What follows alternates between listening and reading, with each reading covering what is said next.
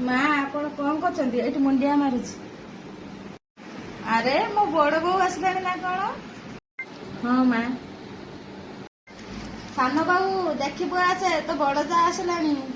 ବାପା ନମସ୍କାର। ହଁ ବାପା ତମେ ବସ, ମୁଁ ଚା କରି ଆଣୁଛି। ହଉ ହଉ। ମା, ସାନ ଯୋଉ ଲୁଗା ପିନ୍ଧୁଛି କଣ ଏଇଠୁ କିଣିଥିଲେ? ହଁ ମା, ଏଇଠିକା ଲୁଗା ଗୁଡାକ ନା ବହୁତ ଭଲ ହେଇଛି। ମୁଁ ସାନ ବୋଉକୁ କହିଦଉଛି ତତେ 2 ଖଣ୍ଡ ଦେଇଦବ ହେଲା। ହଁ ମା ଠିକ ଅଛି। ସାନ ବୋଉ, ଯୋଉ 2 ଖଣ୍ଡ ଲୁଗା ଅଛି ବଡ ବୋଉକୁ ଦେଇଦବୁ ହେଲା। ହଁ ହଁ ମା ଠିକ ଅଛି। ଆଉ ବଡ ବୋଉ ଏକା ଆସିଲୁ ଯେ, ନାତି ନାତୁଣୀକି ଆଣିଲୁନି, ତାଙ୍କ ଦେହ ପା ଭଲ ଅଛି? ନାଇଁ ମା, ସେ ସ୍କୁଲ ଯାଇଥିଲେ ତ। ହଁ ମା, ସେମାନଙ୍କ ଦେହ ଭଲ ଅଛି। ମା, ଯଦି ମନେ ନ କରନ୍ତି ଗୋଟେ କଥା କହନ୍ତି, ଆପଣ ଯୋଉ ପେନସନ ପଇସା ପାଉଛନ୍ତି କିଛି ପଇସା ଦେଲେ ଆମେ ସହରରେ ଗୋଟେ ଘର କିଣି ସେଥିରେ ରୁହନ୍ତୁ। କେତେ ଦିନ ଏମିତି ଘର ଭଡା ଦେଇ ରହିମୁ କହିଲେ? ହଁ, ଘରଟେ କିଣିଦେ, ରହିବା ପାଇଁ ଭଲ ହବ। ମୋ ପିଲାମାନେ ଭଲରେ ରହିଲେ ମୁଁ ତ ଭଲରେ ରହିମି ନା। ମୁଁ ତାଙ୍କ ଖୁସିରେ ଖୁସି।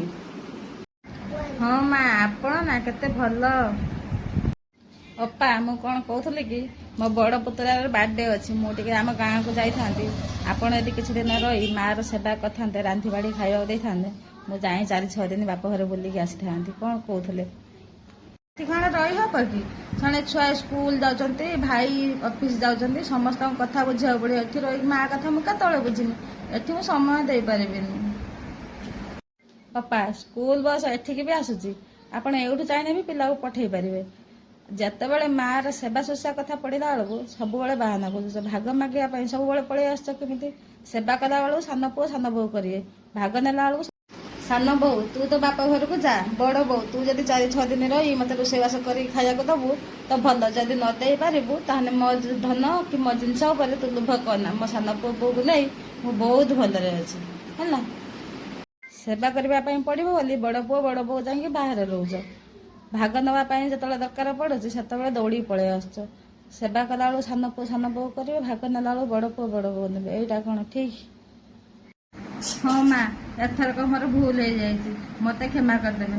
ହଁ ସାନ, ତୁ ଯା ତୋ ବାପ ଘରକୁ, ମୁଁ ଏଠି ରହି ମାଙ୍କର ସବୁ ସେବା କରିବି, ରାନ୍ଧି ବାଢିକି ଖାଇବାକୁ ଦେବି, ତାଙ୍କ ସେବା ଶୁଶ୍ରୂଷା କରିବି, ତୁ ଆସିବା ଯା ହେଲା।